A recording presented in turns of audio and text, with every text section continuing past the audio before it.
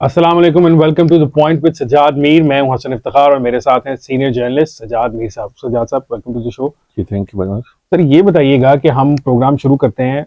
पाकिस्तान की सियासत में मुख्तलिफ चीज़ें चलती रहती हैं। इमरान खान साहब जब सियासत में आए तो उनका जो सबसे बड़ा एतराज़ था मौजूदा सियासत के ऊपर, वो एक तरफ तो ये ज़रूर कहते थे ये सब करप्ट, लेकिन उस साथ ये भी कहते थे कि ख़ानदानी सियासत है, सियासतें जो हैं वो ख़ानदानी कारोबार बन चुके हैं।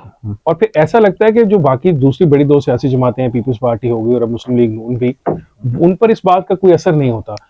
पीपल्स पार्टी में अगर हम देखें तो जरदारी साहब के जो जानशीन है वो नजर आता है कि बिलावल साहब है, वो अमरीका में भी गए थे तो अभी ऐसा उन पर इल्जामात भी लगे थे। वो अपने वजीर आजम बनने की लॉबिंग भी करते रहे वहाँ पे शायद। और आज ही हमें खबर मिली है, जो आज अभी खबर आ रही है वो ये है कि मरीम नवाज साहबा जो है उनको ना सिर्फ पार्टी के अंदर सीनियर वाइस प्रेसिडेंट बना दिया गया है, बल्कि जो मुस्लिम लीग नून की नए सिरे से ऑर्गेनाइजेशन करनी है, रीऑर्गेनाइजेशन है, उसको भी वो लीड करेंगी। तो आप ये कैसे देखते हैं, क्या ख्याल है आपका कि ऐसा होना चाहिए पार्टी के अंदर? जहाँ तक वरासती सियासत का ताल्लुक है उस पर अलग बहस हो सकती है। पूरे साबिक कॉन्टिनेंट में यही होता रहा। इंडिया में डेमोक्रेसी थी मजबूत है, लेकिन नेहरू खानदानी रूल करता रहा। श्रीलंका में होता रहा, बांग्लादेश में अब तक हो रहा है। माफ कीजिएगा, दुनिया में कई मुल्कों में इस तरह होता है। डेवलप्ड डेमोक्रेसी में भी खानदान के लोग जो होते हैं वो किसी न किसी पोजीशन पे आते हैं। लेकिन जो बात इंपॉर्टेंट है इस वक्त हम करने वाली है वो ये है कि मरीम नवाज का आना कैसे आया। जब मरियम पहली बार उसको यूथ प्रोग्राम का या किसका बनाया गया था और प्राइम मिनिस्टर हाउस में उस वक्त प्राइम मिनिस्टर थे नवाज शरीफ, उन्होंने उसका ऐलान किया था और मरियम ने तकरीर की थी, तो मैंने आके ये लिखा था कि अगर ख़ानदान शरीफ में ही किसी को इक़्तिदार जाना है इसके बाद, कि बेहतर है कि मरियम नवाज को जाए। वो एक अच्छी लीडरशिप का इमेज पेश करती रही हैं, क्राउड पुलर रही हैं।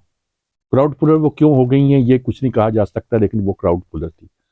अब देखना ये है कि क्या वो एक अच्छी ऑर्गेनाइजर भी हो सकती है पार्टी की। चीफ ऑर्गेनाइजर यानी कि चीफ नए सिरे से सारी पार्टी को वो मतलब तब्दील पार्टी की करेंगी। ऑर्गेनाइजर होगी ना वो। और ये देखना भी है कि अगर सीनियर लीडरशिप उसको एक्सेप्ट नहीं करती, जैसे एक अंकल फिनोमिना पैदा हो जी, जाता ये है, बेनजीर के साथ हुआ था। बेनजीर के साथ हुआ था, तो क्या उनको फारग कर देगी?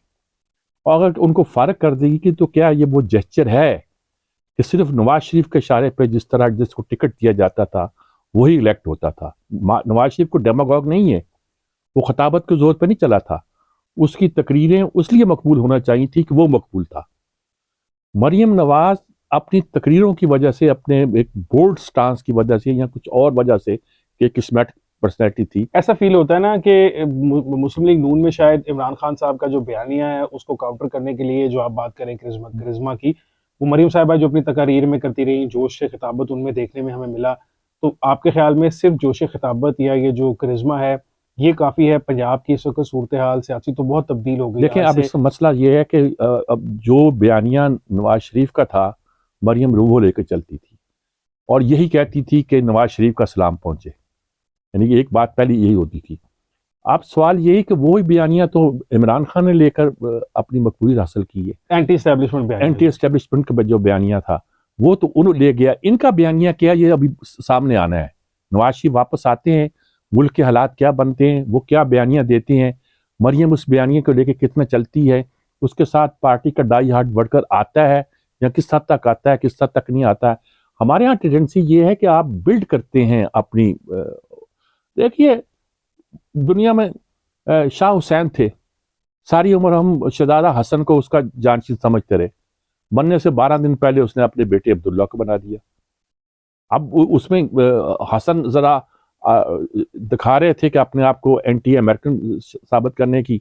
उन्होंने 12 दिन के अंदर कैंसर से बड़ा हुआ बाहर आदमी था, वो वापस आया, आके ऐलान किया और मर गया। मैं तो ये कहता हूँ।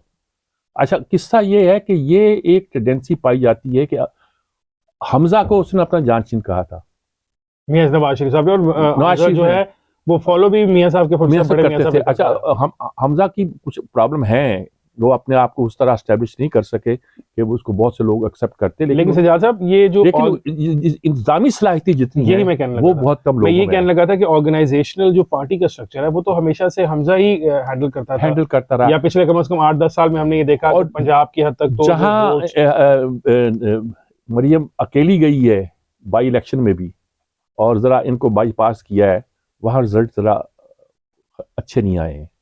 अब अल्लाह करे ये तजर्बा कामयाब, लेकिन बेसिकली सर आप ये कह रहे हैं ना कि दो चीजें इकट्ठी साथ लेकर चलनी है, एक ऑर्गेनाइजेशन स्किल और एक करिश्मा। दो चीजें अगर एक शख्स में इकट्ठी हो जाएं तो वो तो बहुत अच्छा है, लेकिन इस वक्त मरियम के पास शायद वो करिश्मा है लेकिन वो एक्सपीरियंस नहीं है ऑर्गेनाइजेशन का, और हमजा के पास वो ऑर्गेनाइजेशनल एक्सपीरियंस है लेकिन वो करिश्मा नहीं है कि वो क्राउड पुल नहीं कर सकते जैसे मरियम कर सकते हैं। असल बात यह है कि अभी जानशीनी का वक्त नहीं है। अभी तो नवाज शरीफ को अपने आप को री एस्टेब्लिश करना है, वापस आके ये बताना है कि वो अब भी एक कुव्वत है, वो ऐसी कुव्वत है जो इमरान को चैलेंज कर सकती है। अच्छा, अगर इन लोगों में टेंडेंसी है कि अगर ये अपने सारे मामलात को निपटा लें, जिससे NRO लोग कहते हैं, निपटाने के बाद, जैसे सऊदी अरब से आए थे, निपटा लें, और निपटाने के बाद अगर पावर में टोटल नहीं आते, आपस में रहते हैं, तो ये नवाज शरीफ फेस कर लेता है। लेकिन इस वक्त ज़रूरत ये है कि शायद ये सिचुएशन जो है हमारी एस्टेब्लिशमेंट को और हमारी बहुत सी हुकूमतों को एक्सेप्टेबल नहीं हो। नवाज शरीफ को अपने लिए साबित करना है कि वो सही ताकत है, एक कुव्वत है जो इमरान को इस वक्त भी चैलेंज कर सकती है। अगर उसने ये साबित नहीं किया तो मरियम नवाज एक छोटी सी पार्टी की लीडर बनकर रह जाएंगी और वो इसका फायदा नहीं होगा। आप अपनी कई सीनियर लोगों को खो देंगे। आप देखें ना, सीनियर वाइस प्रेसिडेंट बनाने का मतलब है कि शाद खान अब्बासी अब नहीं है, वो सीनियर वाइस प्रेसिडेंट वो थे, और उसके साथ चीफ ऑर्गेनाइजर बनाने का मतलब ये है कि सारा कुछ इन्होंने करना है। अच्छा, अब आपने असल बात में कि जो लंदन में बैठ जाता है, चाहे सागदार हो या मरियम नवाज हो, मरियम नवाज तो खैर बेटी है, बहुत प्यारी बेटी है उसकी, वो उसको चाहते ही बहुत है, वो तो अलग बात है, लेकिन जब वहाँ बैठ के समझा देता है मियाँ साहब को, अभी तक बात उनको वही समझ आ रही है। तो लेकिन ये खुद ये मरियम का इम्तहान नहीं है, ये नवाज शरीफ का इम्तहान है। उसने ज़ाहिर तैनाती उसने की है, अब उसका इम्तहान है कि उसके ज़रिए से ये पार्टी चलती है।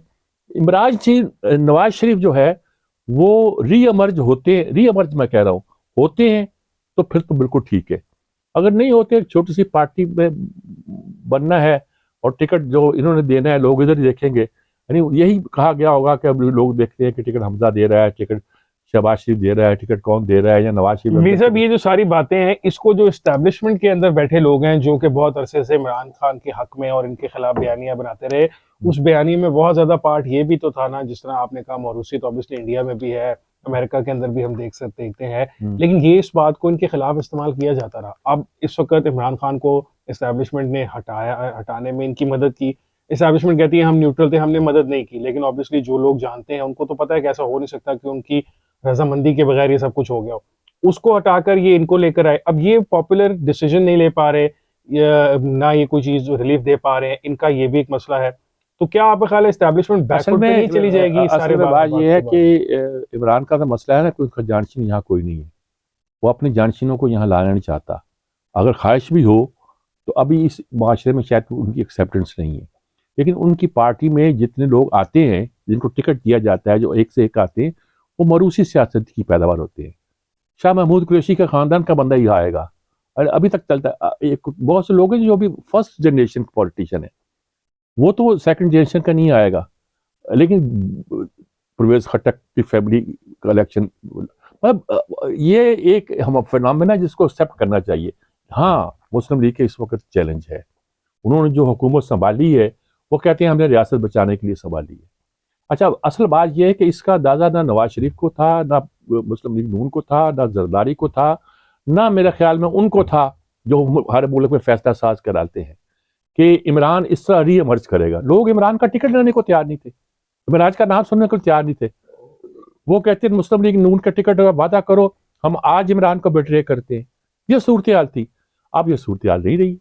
तो आपका ख्याल है अभी जो नई रियलिटी इमर्ज हुई है इसके बाद एस्टेब्लिशमेंट भी रीथिंक कर रही होगी कि एस्टेब्लिशमेंट के लिए इस तरह रीथिंक करना जो है ना बड़ा मुश्किल है। अल्लाह माफ करे, वो जमहूरियत को नुकसान पहुंच सकता है। मेरा मतलब ये नहीं कि मार्शल आ सकता है, मेरा मतलब ये है कि इमरान का रास्ता रोकने के लिए ऐसे ऐसे हथकंडे इख्तियार किए जा सकते हैं जो किसी तौर पर भी जमहूरी नहीं हो सकते। और इसका नतीजा क्या निकलेगा? इसका नतीजा निकलेगा कि इस मुल्क का प्रॉब्लम एक लंबे अरसे के लिए चलेगा। यहाँ तो हो जाए ना, फिर कोई आ जाए, मसीहा नफ्स आ जाए, कोई आ जाए, ऐसा लीडर आ जाए, मैं किसी का नाम लेना नहीं चाहता, किसी खुमैनी का नाम लेना नहीं चाहता, किसी जो जो माशरे को बदलने के लिए हर तरह की सख्ती भी करे हमारे यहाँ कहते थे कि जितने मार्शल आर्ट एडमिनिस्ट्रेटर आए हैं वो भी, उनको भी जमहूरियत का चस्का पड़ जाता था 2 दिन में। अब वो अपनी सियासी जमातें बना लेते थे या इलेक्शन अयूब खान ने आते ही कर दिया। बेसिक जियाउल हक ने भी डेमोक्रेसी। पहले गैर सियासी किया, लेकिन शूरा बनाई उन लोगों को पावर में। देखिए स्ट्रक्चर कहते थे कि एक स्ट्रक्चर एक तरफ होता है कि फौज होती है, ब्यूरोक्रेसी होती है और जागीरदार होता है। जागीरदारों को सियासत की शक्ल में वो ले आते हैं और इस तरह उनका रोल चलता है। अब सूरत हाल ये है कि इस वक्त इस पूरे स्ट्रक्चर के अंदर हमें ये नजर नहीं आता। इमरान खान पॉपुलर होंगे, लोग कहते हैं फौज में पॉपुलर, छोटे रैंक्स एंड फाइल में पॉपुलर हैं, जी लेकिन बहुत ज्यादा पॉपुलैरिटी है इस बारे में कहा जा रहा है। सवाल ये है कि अगर फौज में कोई शख्स मैसिव मेजॉरिटी जो है, अगर वैसे पॉपुलर हो जाए तो वो तो मैं उसको कंसिडर करूं, लेकिन अगर लोग कोई फौज में पॉपुलर हो जाए तो एस्टेब्लिशमेंट अपना रवैया बदले इस बुनियाद पर, ये मुझे समझ नहीं आता। एस्टेब्लिशमेंट का तो काम ये है कि पॉपुलैरिटी एंड पॉपुलैरिटी को नहीं देखना, मुल्क के मफाद को देखना है। फौज का नहीं मतलब बदला, एस्टेब्लिशमेंट का मतलब, एस्टेब्लिशमेंट हर मुल्क में जो भी होती होगी उन्होंने मुल्क के मफाद को देखना है, वो मॉनिटर है। अगर वो देखें कि मेरी कॉन्स्टिट्यूंसी ये कहती है, कॉन्स्टिट्यूंसी का लफ्ज़ इस्तेमाल कर रहा हूँ विद इन्वर्टेड कॉमा, और मेरे फॉलोअर्स क्या कहते हैं या मेरे बंदे जो है वो क्या सोच रहे हैं, तो फिर वो तो एक पार्टी बन गई ना पॉलिटिकल, वो नहीं रही। उन्हें अपने लोगों को डिसिप्लिन में रखना और समझाना है कि मुल्क का मफाद क्या है। लेकिन मीर साहब ये भी पिछले 7-8 महीने में तो शायद ऐसा फील होता है नहीं हुआ कि वो डिसिप्लिन शायद नहीं। बाजवा साहब इस बात में घबरा गए थे। यानी बाजवा साहब ने जब इमरान खान गए और इमरान खान ने जाने के दौरान महीना 1.5 महीना में जो एक फजा पैदा की, वो उन्होंने सोचा कि इसको डिफ्यूज कर देंगे। वो डिफ्यूज होने की बजाय बहुत बढ़ गई तो उनको बात समझ नहीं आई। पहले तो एक्स आर्मी ऑफिसर ने उनको प्रेशर में लिया, उन्होंने उसको काबू करना चाहा, फिर जहाँ गैरिजन में जाते थे वहाँ लोग सवाल करते थे, वो बात को समझ नहीं पाए। अब भी हो सकता है, अब वो लोग जो कहते हैं कि हम आप पॉलिटिकल है, फौज ने तय किया है कि वो अपने आप को इससे अलग रखेगी, इसका मतलब ये है कि जो डिसीजन मेकर हैं फौज के अंदर वो तबका, वो कहेगा देखो भाई बच्चों पॉलिटिक्स से बाहर रहो। और खुद इस तरह देखे ना, जिस तरह इस बार अमल किया गया, बाजवा का कसूर नहीं है। तो उससे पहले जो था, क्या नाम था उसका, शरीफ, रहील शरीफ, उसने कम किया है। सिर्फ वो तो कियानी था जिसने अपने आप को पॉलिटिक्स से जरा अलग रखा था। ये जो सारी फजा पैदा हुई है, अब एक तासुर पैदा हो गया है कि फौज को इससे लग रहना है। क्या काम है किसी कैप्टन का, किसी मेजर का या किसी और का कि मुझे सोचे कि मुल्क का वजीर आजम क्या होगा। एक शहरी की तरह वो सोच सकता है 1.5 साल, और वो उसका असरार हो कि मेरी लीडरशिप भी यही सोचे, मेरा जनरल भी ये सोचे। ये मामला को रिवर्स करने वाली बात है। इसलिए मैं इस बात का तो हामी हूं कि एक जो पॉपुलर है उसको हक है कि जमहूरियत में उसकी बात सुनी जाए। लेकिन वो पॉपुलैरिटी आप कह रहे हैं कि अवाम की पॉपुलैरिटी है, फौज के अंदर पॉपुलैरिटी इतना मैटर नहीं करती, आम आदमी नहीं, का वोट फौज के अंदर मैटर करने लग गई है और ये नहीं करना चाहिए था। जिसका मतलब है कि जिसको हम समझते हैं कि वो मॉनिटर हैं, वो मुल्क को देखते हैं, वो समझते हैं मुल्क का मफाद करते हैं, पर चला का मुल्क के मफाद को नजरअंदाज करें जब वो अपनी कॉन्स्टिट्यूंसी विद इन्वर्टेड उसको देख रहे हैं। इसमें क्या डिसीजन होगा? अगर अदालतें देखने लग जाए कि वकला बरादरी क्या सोच रही है, पॉपुलर क्या डिसीजन किया है, वकला बरादरी क्या सोच रही है, फलां क्या सोच रही है, फैसले इस तरह दे तो गलत होगा। तो अगर एस्टेब्लिशमेंट को एस्टेब्लिशमेंट रहना है तो उन्हें इन बातों पर नजरअंदाज नहीं करना पड़ेगा कि कौन क्या सोचता है, क्या नहीं सोचता है अपनी कॉन्स्टिट्यूंसी के अंदर, बल्कि मुल्क का मफाद देखना पड़ेगा। वरना वो एक पोलिटिकल पार्टी है और फिर हम भी उसको एक पोलिटिकल पार्टी के तौर पर डील करें, तो ये तो नहीं चल सकता ना जी। ठीक है, थैंक यू सजाद मीर साहब। नाज़रीन, आपने सजाद मीर साहब की गुफ्तगू सुनी, उनका 50 साल का एक्सपीरियंस है सहाफ़त का, ऑब्वियसली चीज़ों को बहुत बेहतर अंदाज में समझ सकते हैं। तो उन्होंने ये बात जो इंपॉर्टेंट आखिरी वाली की है, ये शायद एक ऐसी बात है जिस पर हमें सोचना होगा कि फ़ौज जो है उसको सियासत से हटना तो है, लेकिन वो किस तरीके से हटना है ये फैसला उन्होंने करना है। अपनी कॉन्स्टिट्यूंसी को देखकर बाकी मुल्क के ऊपर फैसले मुसल्लत ना करें। आज के लिए इतना ही, इंशाल्लाह आपसे मुलाकात होगी नेक्स्ट प्रोग्राम में। मुझे हसन खान को इजाज़त दीजिए। अल्लाह हाफ़िज़।